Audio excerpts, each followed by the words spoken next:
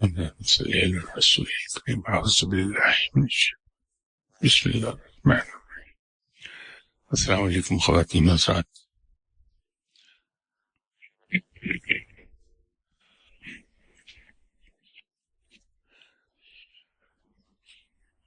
دنیا میں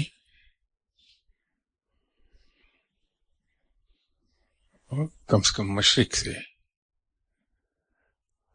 یا ایشیا کہیے دو حضرات کا جو کام ہے وہ بڑے مشہور ہوئے، ایک شیخ سعدی اور دوسرا مولانا روم۔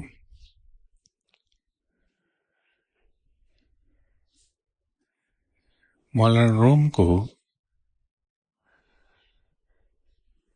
ایک ایسی دقت پیش آئی اپنے کلام کے سلسلے میں، اور لگتا یوں ہے کہ شاید اعتراضات کی بھرمار تھی ان کے کلام پر، کہ لوگ بجائے اس کے کہ مولانا روم کی بات کی روح پر غور کرتے ہیں، وہ الفاظ کو پکڑ کے بیٹھتے ہیں جو مولانا روم کے مختلف مضامین یا ان کی جو تحریر ہے مختلف جگہوں پر بڑی شدت سے اس کا احساس ہوتا ہے کہ مولانا روم نے ان اعتراضات کو جس طرح سے اس کا جواب دیا ہے اس میں شدت ہے، تو ان کے جواب کی شدت سے اندازہ ہوتا ہے کہ اعتراضات کیسے تھے۔ مولانا روم نے اپنے ایک جگہ حضرت بی بی مریم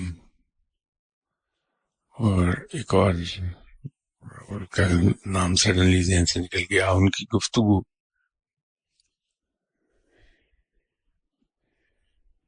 کو بیان کیا، تو لوگوں کا اعتراض اس میں یہ تھا کہ ان کے تو زمانے ہی میں بہت فرق ہے، تو یہ گفتگو کیسے ہو سکتی تھی۔ در حقیقت یہ روحانیت ہو یا اس طرح کے دوسرے علوم جسے انگریزی میں ہم مسٹک سائنسز کہتے ہیں، ان میں بات کو بعض اوقات سیدھے سادے پیرائیے میں بیان کر کے سمجھانا دشوار ہو جاتا ہے۔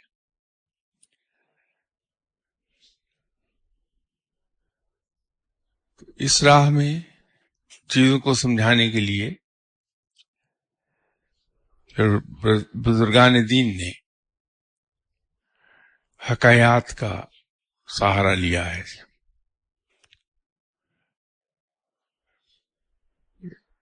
مثالوں کا، کچھ قصے کہانیوں کا سہارا لیا کہ وہ واضح ہو جائے بات۔ ویسے بھی ہیومن سائیکالوجی کے مطابق اگر ایک بات، ایک نصیحت براہ راست ہم کسی کو کریں تو اس سے انسان دور بھاگتا ہے، کیونکہ انسانی فطرت میں ہے کہ انسان نصیحتوں سے بڑی دور بھاگتا ہے۔ لیکن اگر اسی نصیحت کو کسی بہت ہی دلچسپ لطیفے کی صورت میں بیان کر دیا جائے یا کسی چھوٹی سی دلچسپ کہانی کی صورت میں بیان کر دیا جائے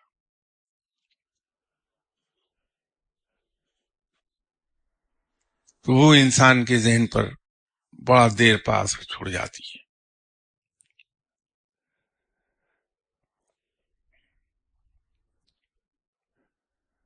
کچھ لوگوں نے معاذ اللہ معاف فرمائے قرآن پاک پر بھی کہا کہ یہ تو کہانیاں بیان کرتے ہیں۔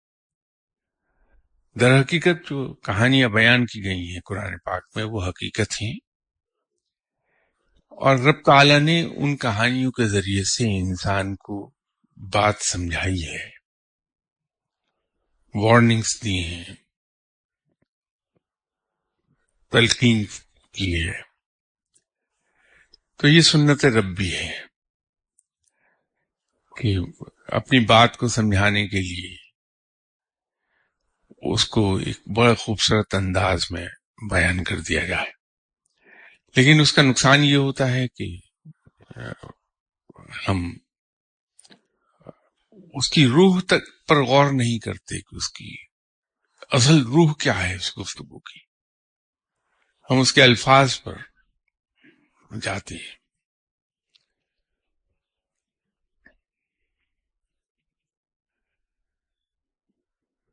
کل میں کچھ لوگوں کے ساتھ بیٹھا تھا تو ادبی ذوق کے لوگ ہیں.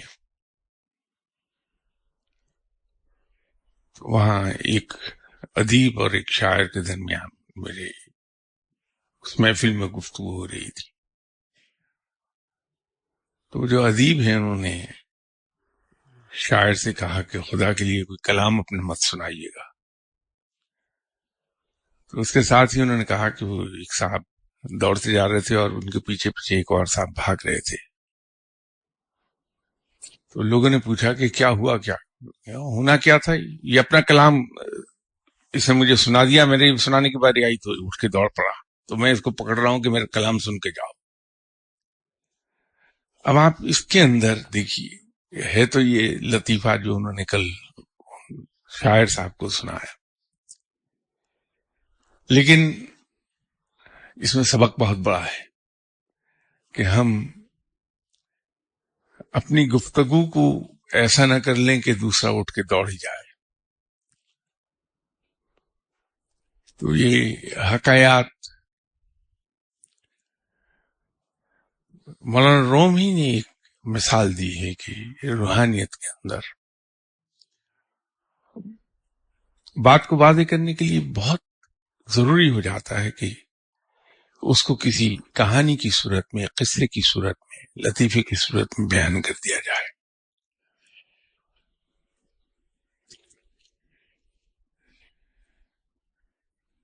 تو ایک حکیم تھے، غالباً نام ان کا حکیم برزت تھا.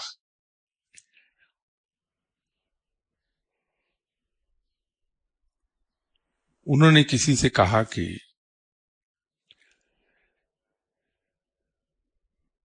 فلاں علاقے میں ایک ایسی جڑی بوٹی ملتی ہے کہ وہ اگر جڑی بوٹی کسی مردے کو سنگھا دی جائے تو اٹھ بیٹھتا ہے. تو بادشاہ نے حکم دیا اپنے آدمیوں کو کہ اس بوٹی کی تلاش کی جائے اور اس کو حاصل کیا جائے. تو بادشاہ کے بھیجے ہوئے لوگ بیچارے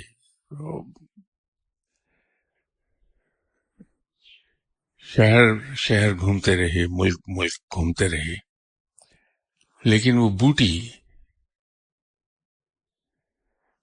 کہیں ملی نہیں، اس کا پتہ ملا نہیں کہیں.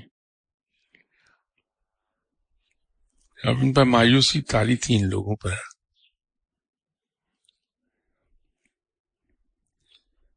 انہیں ایک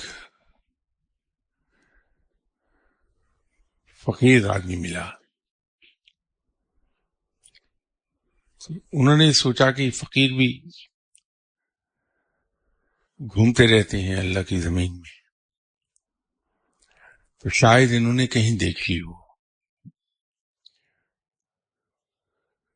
انہوں نے فقیر سے اس بوٹی کا پتہ کیا کہ ایسی ایک بوٹی ہے، اس کی نشانی یہ ہے. وہ بادشاہ نے حکم دیا ہے کہ وہ حاصل کی جائے، لیکن ہمیں مل نہیں رہی.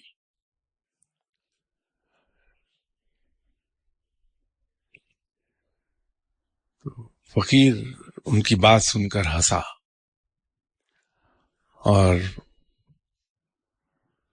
فقیر نے ان لوگوں سے کہا کہ دنیا میں ایسی کسی بوٹی کا کوئی وجود نہیں ہے. اصل میں جس انسان نے بھی یا تمہارے بادشاہ کو یہ بات کہی ہے وہ کوئی صاحب علم و حکمت ہے. اس کا مقصد بوٹی کہنے کا مطلب پودا نہیں تھا، بلکہ وہ گیان اور دھیان کی بات کر رہا ہے کہ اگر کوئی شخص اللہ سے لو لگا لے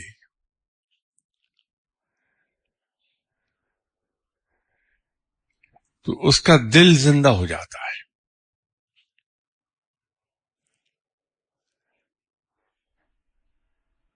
تو یہ بوٹی تمہیں مجسم حالت میں نہیں ملے گی، بلکہ یہ گیان اور دھیان اللہ سے لو لگانے کے نتیجے میں وہ کیفیت حاصل ہو جائے گی تمہیں.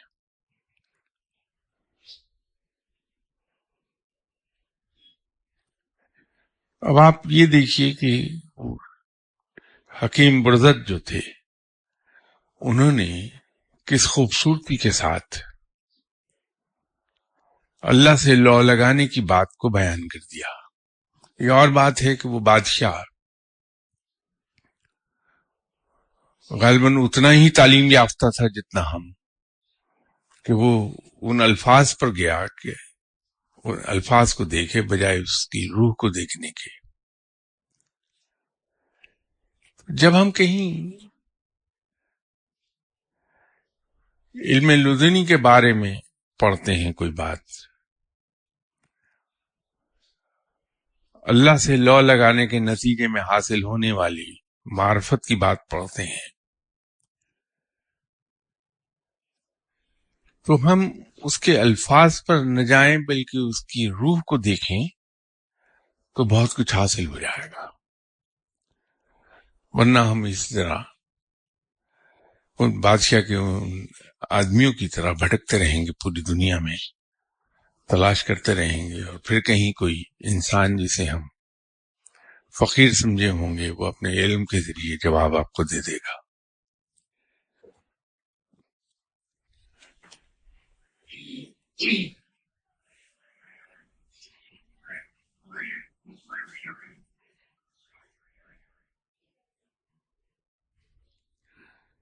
یہ کسی صاحب کا ایک سوال ہے کہ لکھتے ہیں اللہ کے نام سے شروع جو بہت رحمان اور رحیم ہے اور تمام علم کا منبع ہے.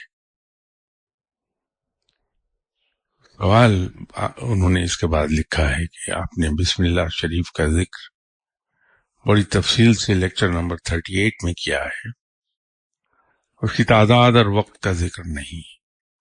براہ مہربانی اگر مناسب سمجھیں تو بتا دیں.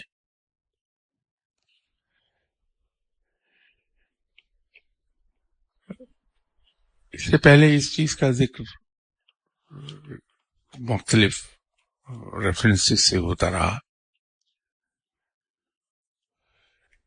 یہ ذکر، اذکار، اوراد، وظائف، تسبیحات،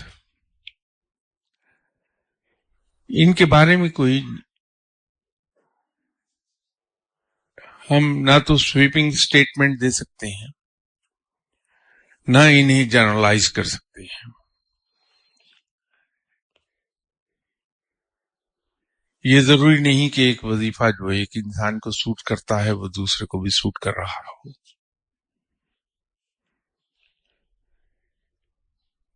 پھر یہ بھی ضروری نہیں ہے کہ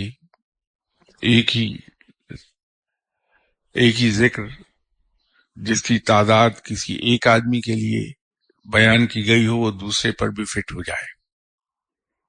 مین ٹو مین ویری کر جائے گی بات. اسی طرح وقت ویری کر جائے گا.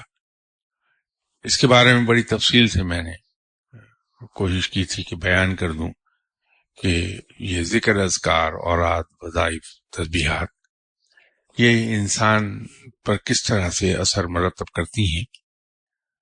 وہ جہاں بسم اللہ الرحمن الرحیم کے پڑھنے کا ذکر ہے اس سے پہلے کہیں وہ شاید بیان ہوا تھا، اس کو تفصیل سے دیکھ لیجئے. وہ خاصا سیلف ایکسپلینیٹری ہے وہ.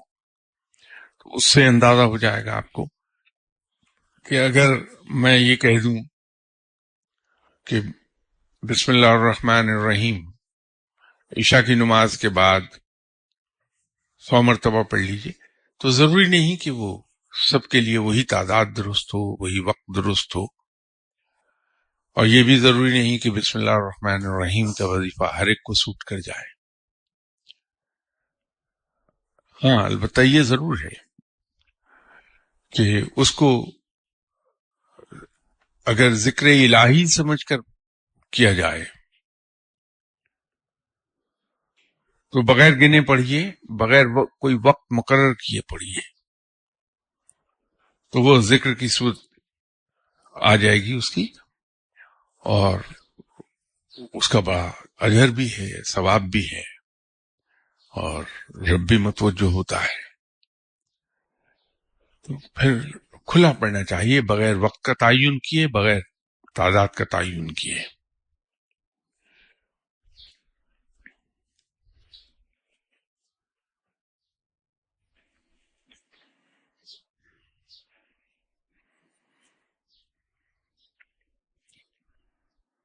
ایک اور صاحب نے سوال پوچھا ہے کہ جب معرفت بغیر علم کے نہیں ملتی تو یہ کس علم کی بات ہے؟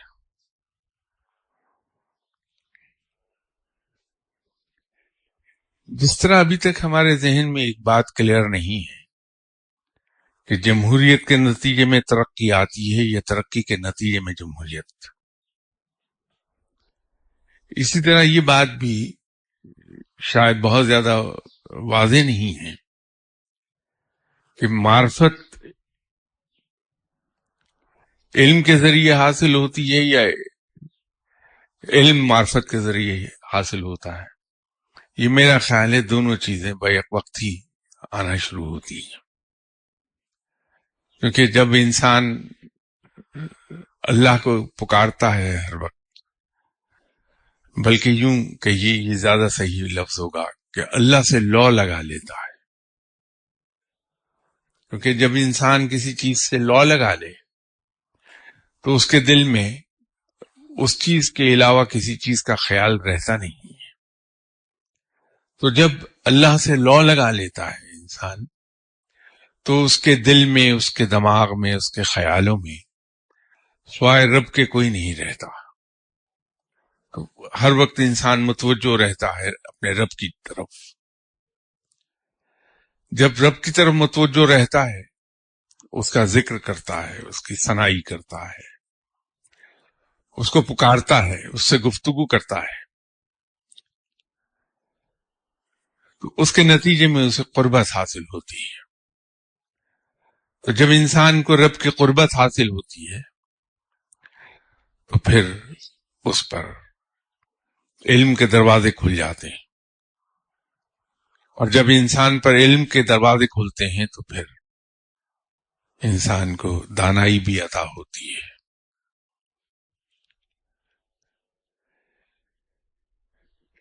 ضروری معرفت یا علم نہیں ہے،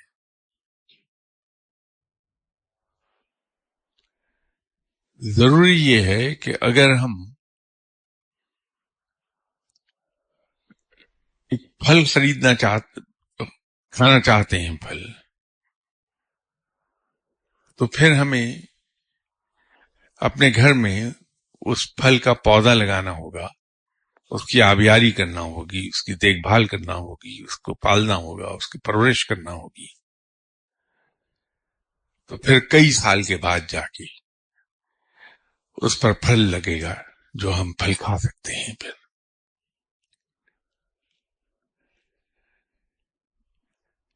تو یہ جو پیری ہے، دانائی ہے، پیری میں بزرگی کے معنی میں استعمال کر رہا ہوں، دوسرے معنوں میں نہیں۔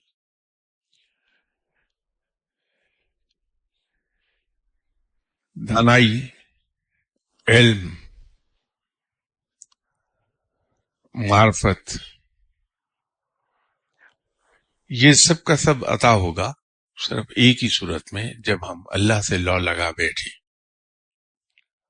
اور رب کے سوا ہمیں کوئی یاد نہ رہے، پھر یہ سب حاصل ہوگا۔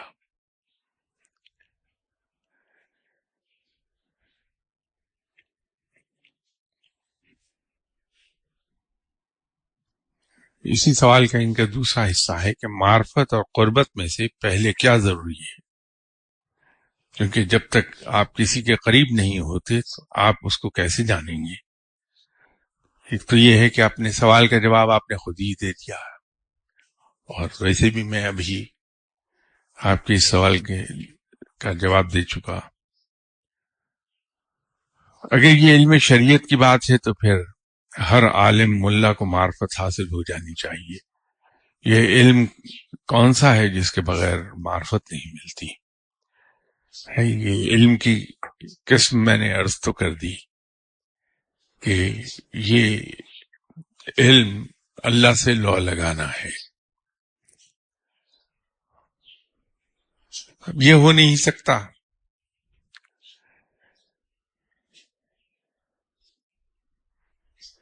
کہ میری فطرت میں تو ایک چیز یہ ہے کہ اگر کوئی مجھ سے 5 روپے ادھار لے گیا تو میں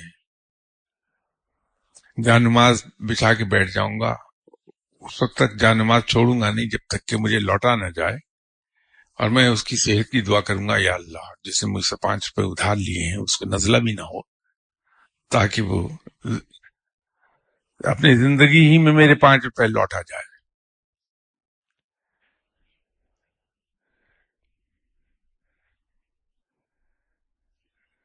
مجھے میری ضروریات زندگی ہی پریشان کیے رکھتی ہیں ہر وقت،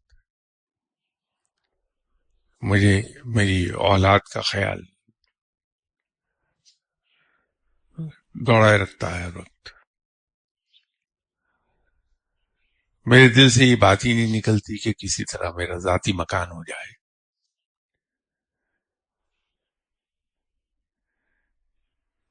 تو اگر یہ سب باتیں میرے اندر سے نہیں نکلتی تو پھر رب کے ساتھ لو کیا لگاؤں گا میں؟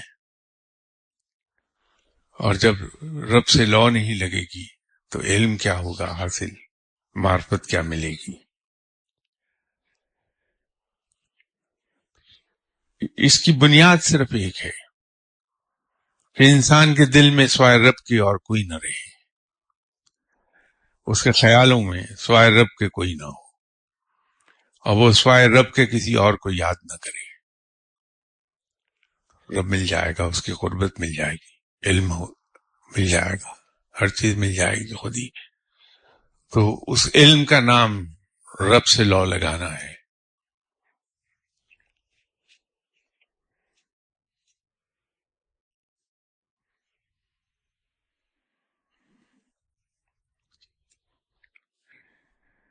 اب ان کے سوال کا آخری حصہ یہ ہے کہ جب رب تعالیٰ کسی بندے سے خوش ہوتے ہیں تو اسے علم عطا کر دیتے ہیں، تو پھر علم اگر رب تعالیٰ ہی نہیں عطا کرنا ہے تو ہم اس کے حصول کے لیے کیا کریں؟ بھائی وہ اس کا جواب میں نے آپ سے عرض کر دیا کہ ہر چیز عطا تو رب ہی کی طرف سے ہوتی ہے، لیکن کوشش ہم پر فرض ہے، کوشش کریں۔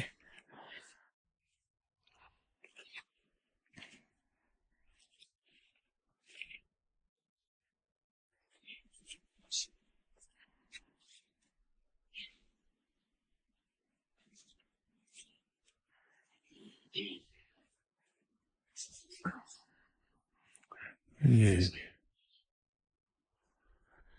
ان کا پہلا سوال تو میری ذات سے متعلق ہے، اس کو چھوڑ دیجئے۔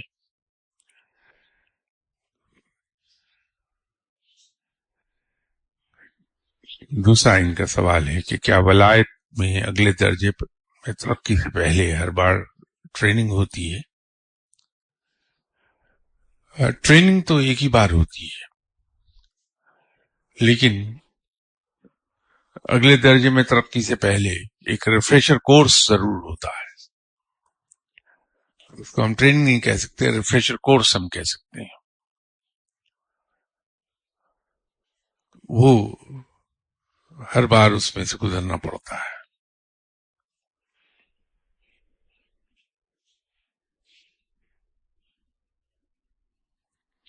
ایک اور سوال کہ رب ملنے کے بعد کبھی ایسا پل آیا کہ سخت آزمائشوں اور مشکلات کی وجہ سے گھبرا کر سوچا ہو یہ مشکل وقت کب ختم ہوگا؟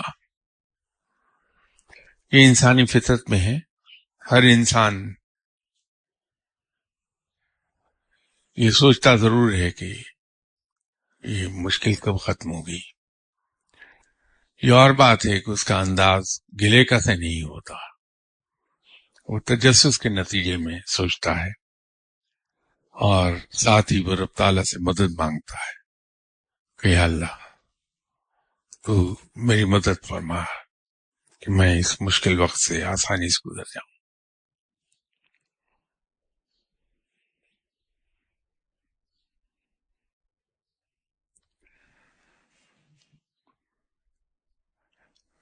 اگلا سوال ان کا یہ ہے کہ آزمائش یا مشکل کے وقت کون سی سوچ اللہ پر بھروسے کو ڈگمگانے نہیں دیتی؟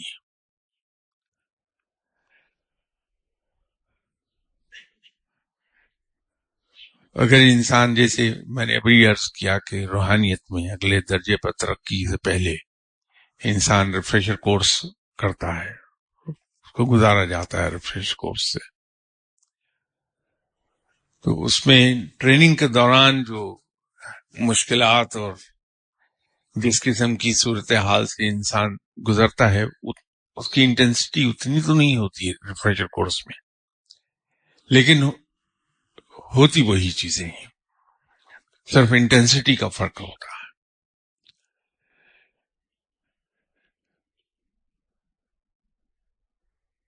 انسان جب مشکل میں ہوتا ہے تو شیطان کہیں نہ کہیں اس کے یقین کو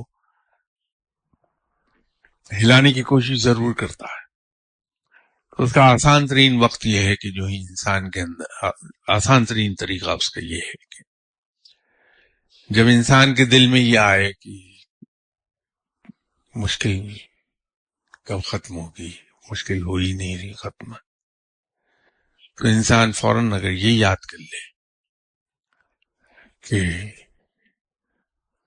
ہر مشکل میں کس طرح سے رب کی طرف سے غیبی مدد آتی رہی ہے، رب مجھے نکال لیتا رہا ہے، رب کس طرح سے مجھے مصیبتوں سے بچا لیتا رہا ہے ان وقت پر، تو جب پچھلے گزرے ہوئے وقت کو اور تجربے کو آواز دیتا ہے بندہ، تو اس کے اندر یقین نئے سرے سے تازہ ہو جاتا ہے اور انسان کو یہ سوچ آنے لگتی ہے کہ جس رب نے مجھے پہلے نکالا تھا وہی رب اب بھی ان سے نجات دلا دے گا مجھے. تو یوں بھروسہ انسان کا اپنی جگہ قائم و دائم رہتا ہے.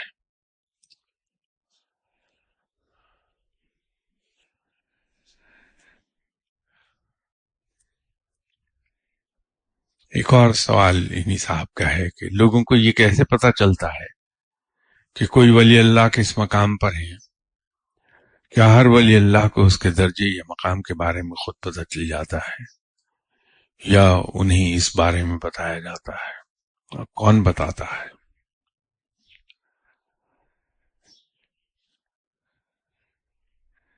بھائی بات یہ ہے کہ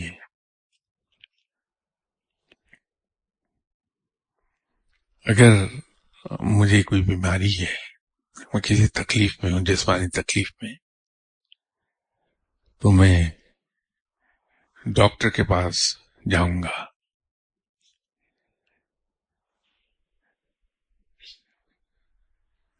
میری غرض تو یہ ہوگی کہ مجھے اس جسمانی تکلیف کو آرام آ جائے، میری یہ جسمانی بیماری ختم ہو جائے اس کے علاج سے، نہ کہ میں اس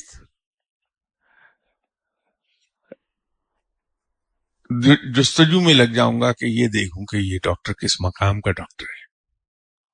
تو میرے لیے تو اہم یہ ہے کہ ڈاکٹر مجھے آرام دلا دے، اس بیماری سے آرام آ جائے.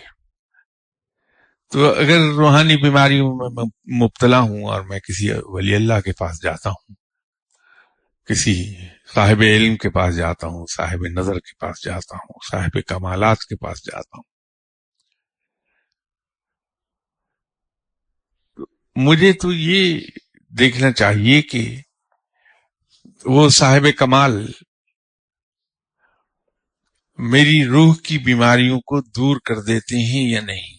بلکہ شاید جملہ میں غلط کہہ گیا کہ وہ مجھے اس راہ پہ لگا دیتے ہیں جس پر چل کر میری روحانی بیماریاں دور ہو جائیں. مجھے کیا لینا ہے یہ جان کے کہ وہ کس مقام پر ہے. مجھے تو غرض ہے کہ میں ان سے علم و حکمت حاصل کر لوں،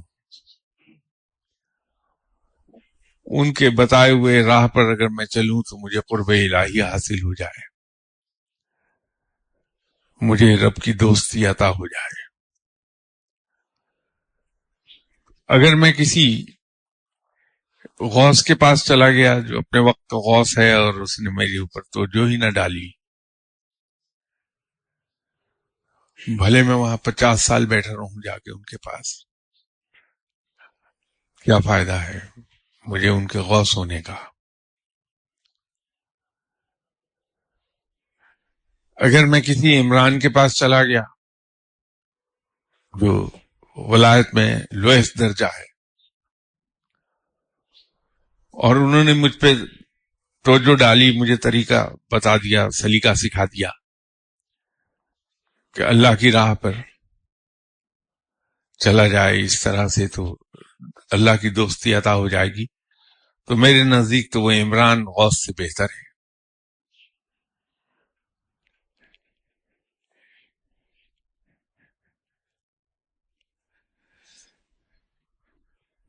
یہ جو انہوں نے کہا کہ ولی اللہ کو اس کے درجے یا مقام کا پتہ چل جاتا ہے،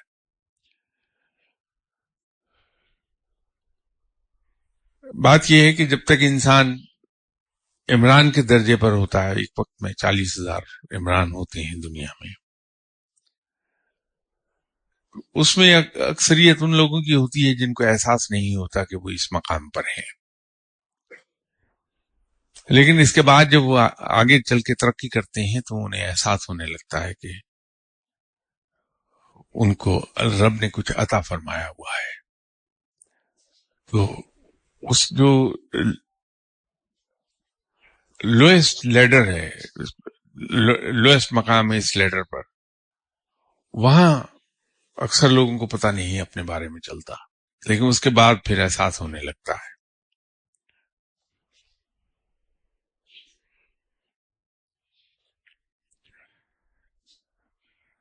ایک ان کا سوال یہ ہے کہ کہا جاتا ہے کہ ایک ایسا علم ہے جو ایک وقت میں صرف ایک ولی اللہ کے پاس ہوتا ہے، وہ کون سا علم ہے؟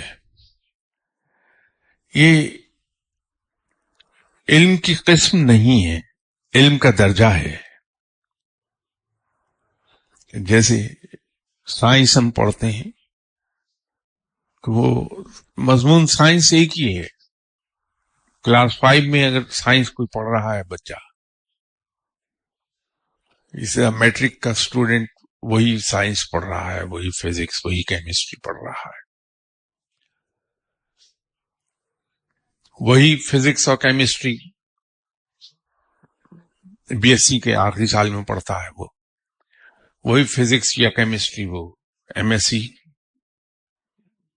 میں پڑھ رہا ہوتا ہے، وہی اسی میں ڈاکٹریٹ کر رہا ہوتا ہے.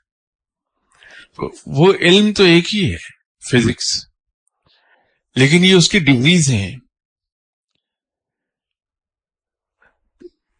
جس ڈگری کا علم کسی پی ایچ ڈی کو ہو سکتا ہے جس نے فزکس میں ڈاکٹریٹ کی ہے، وہ جو اس درجے کا علم ہے وہ ماسٹرز کیے ہوئے انسان کو نہیں ہو سکتا، یا گریجویشن کیے ہوئے انسان کو نہیں ہوگا، میٹرک والے کو بالکل نہیں پتا ہوگا. تو ڈگری کا فرق ہے،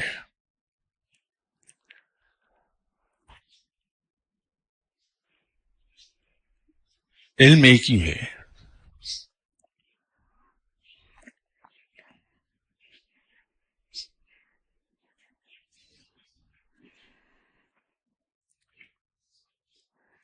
ایک اور سوال ہے، ان کے الفاظ کو تھوڑا سا میں تبدیل کر رہا ہوں ان کی اجازت سے، جنہوں نے پوچھا ہے کہ آخری بار یہ خواہش کب دل میں پیدا ہوتی ہے کہ چیزیں ویسی ہو جائیں جیسی انسان چاہتا ہے؟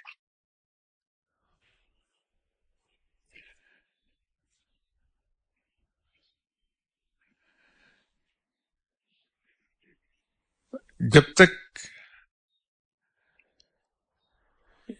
انسان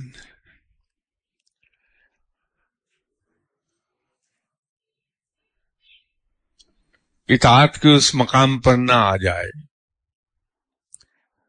جہاں وہ رب تعالیٰ کی غیر مشروط بندگی کرنے لگے، بندگی کے اس مقام پر جہاں غیر مشروط اطاعت شروع ہوتی ہے، وہاں تک انسان یہ سوچتا ہے کہ چیزیں میری مرضی سے چل جائیں، میری مرضی کے مطابق مجھے عطا ہو جائے، میری مرضی کے مطابق ڈھل جائیں چیزیں۔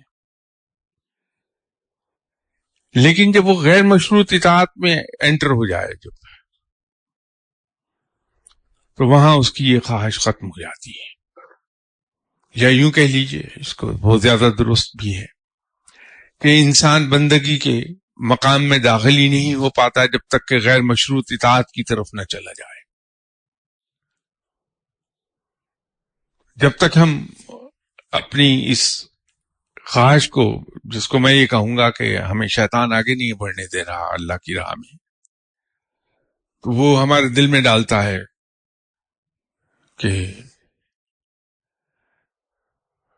دعا کے ذریعے تو بری چیزوں کو اچھا کیا جا سکتا ہے، دعا کے ذریعے تقدیر کو بدلا جا سکتا ہے، تو دعا کے ذریعے کیوں نہ اس کو کر لیا جائے کہ میں یہ چاہتا ہوں کہ یہ نواز شریف صاحب کی رائے بینٹ کی جائیداد مجھے مل جائے، تو دعا کروں مجھے مل جائے۔ جب تک یہ ہے کہ چیزوں کو اپنی مرضی کے مطابق ڈھالنے کی خواہش باقی رہتی ہے تو سمجھ لیجئے کہ وہ اطاعت میں نہیں گیا ہے، بندگی تو بڑی دور کی بات ہے۔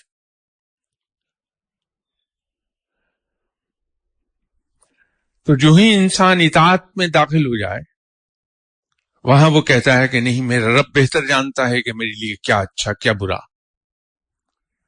جو کچھ رب کی طرف سے مجھے عطا ہو رہا ہے مجھے اس پر خوش رہنا ہے۔ یہ غیر مشروط اطاعت کی ابتدا ہے، یہ سوچنا۔ اسی لیے اولیاء کرام کبھی دنیا کی بہتری کی دعا نہیں مانگتے کہ یا اللہ یہ محل مجھے عطا کر دے، یا اللہ یہ فلاں چیز مجھے دے دے، کہ وہ یہ سمجھتا ہے کہ میں اگر یہ کہوں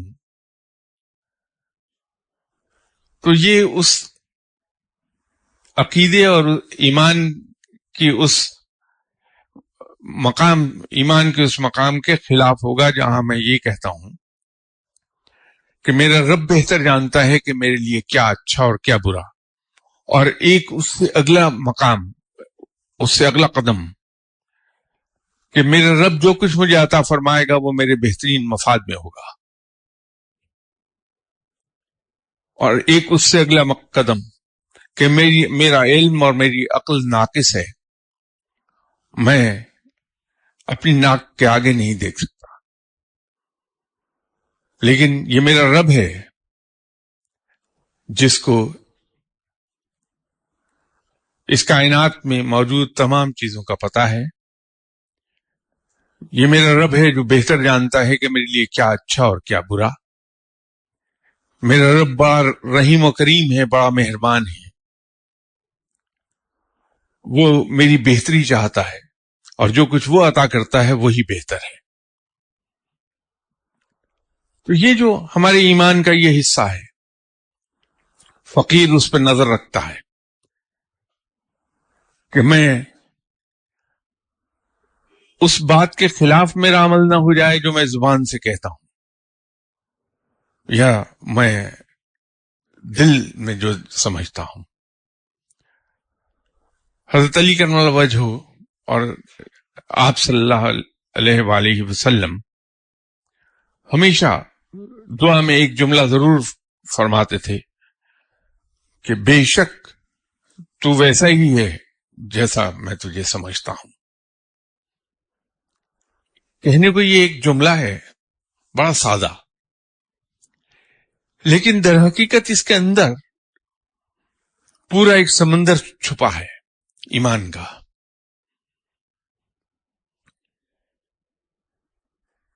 अभी मैं जैसे अर्ज कर रहा था कि मैं ये कहता हूं कि मेरा रब बड़ा रहीम और करीम है, बड़ा मेहरबान है।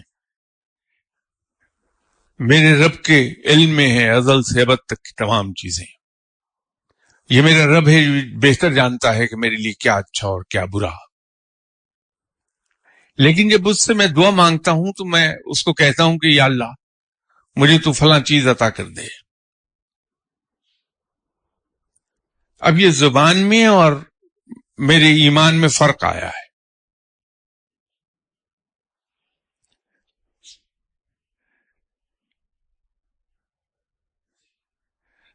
मैं अपने रब को अगर वैसे ही समझने लगूं जैसा वो है, या वो वैसा ही है जैसा मैं समझता हूं, तो फिर मैं ये नहीं मांगूंगा। मैं रब से ये कहूंगा कि या अल्लाह तू मुझे वो अता कर दे जो मेरे बेहतरीन मफाद में है, और बेशक तू ऐसा ही करने वाला है। फिर दुआ ये हो जाएगी, एकदम बदल जाएगी दुआ।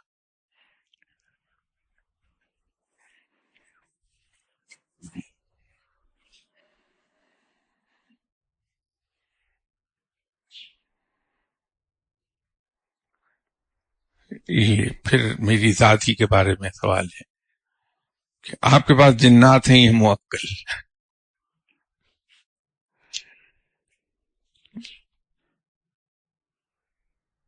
ये तो आपको खुद समझ लेना चाहिए था कि मेरे पास ना जिन्नात है न मुअक्कल।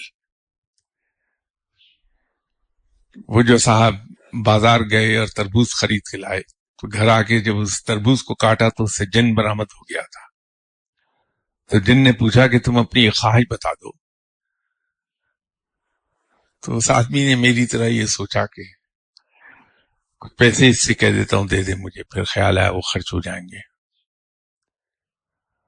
कुछ जेवर, ख्याल आया कि वो जाया हो जाएगा, चोरी हो जाएगा। तो फिर ये ख्याल आया कि मेरी सबसे बड़ी जरूरत यह है कि मेरे पास एक खूबसूरत सा मकान हो। तो उसने कहा कि तुम मेरे लिए खूबसूरत महल तामीर कर दो। तो जिन ने फौरन जवाब दिया कि अबे पागल हुआ है, मैं महल बना सकता होता तो मैं खुद तरबूज में रहता। बात यह है कि अगर जिन्नात होते मेरे पास तो भाई मैं उससे ये कहता कि कोई एक महल बना दो। तो जब मेरे पास महल नहीं आया तो समझ लीजिए जिन्नात तो है नहीं मेरे पास। बाकी रह गई मौक्कल की बात। तो अगर मौक्कल होते तो मैं बैठ के खा रहा होता मजे से। मौक्कलों से कहता कि जाओ भाई, ये जो यहाँ लेक्चर सुनने आए इनकी जेब में से पैसे निकाल के मुझे दे दो। काम करने की जरूरत ही क्या थी। तो ये समझ लीजिए कि न जिन्नात है मेरे पास, न मौक्कल है। और रही इल्म की बात, तो वो मैं अक्सर बेशतर यहाँ खुले लफ्जों में कहता रहता हूं कि भाई मेरे पास कोई इल्म नहीं है, मैं तो जाहिल मुतलिक हूं।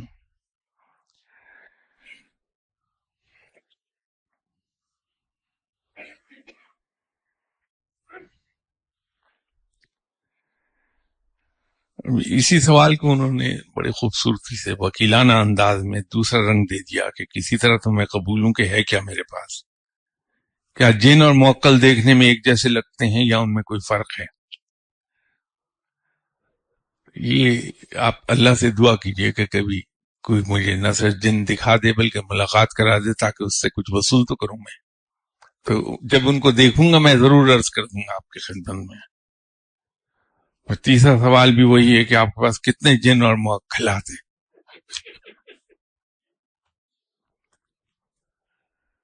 जो साहब भी हैं बहुत प्यारी सेंस ऑफ ह्यूमर रखते हैं।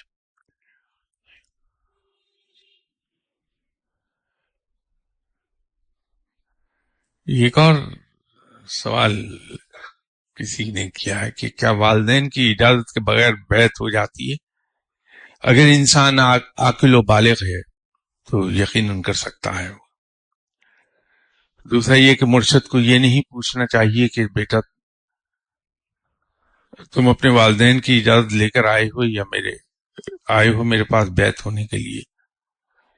اگر تو بیعت کے لیے آنے والا شخص عاقل و بالغ ہے تو پھر ان بزرگ پر یہ ضروری نہیں کہ وہ ان سے پوچھ لے. ہاں البتہ اگر وہ بالغ نہیں ہے تو پھر ضرور پوچھ لینا چاہیے.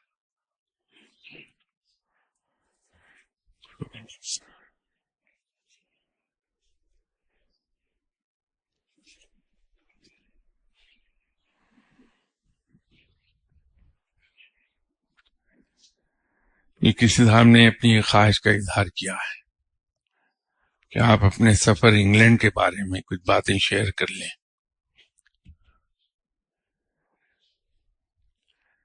بھائی میں سر محفل یہ کیسے شیئر کر لوں کہ وہاں کی شراب اچھی ہوتی ہے؟ میں فقیر آدمی ہوں بھائی، وہاں میرے پاس کیا ہے کوئی شیئر کرنے کو بات، کوئی کچھ بھی نہیں ہے.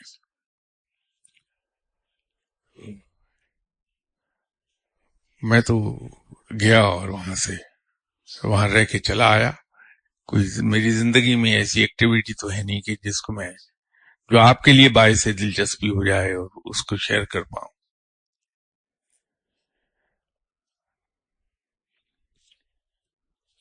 اگلی اتوار تک کے لیے اجازت چاہتا ہوں. انشاءاللہ ملاقات ہوگی بشرط زندگی. السلام علیکم.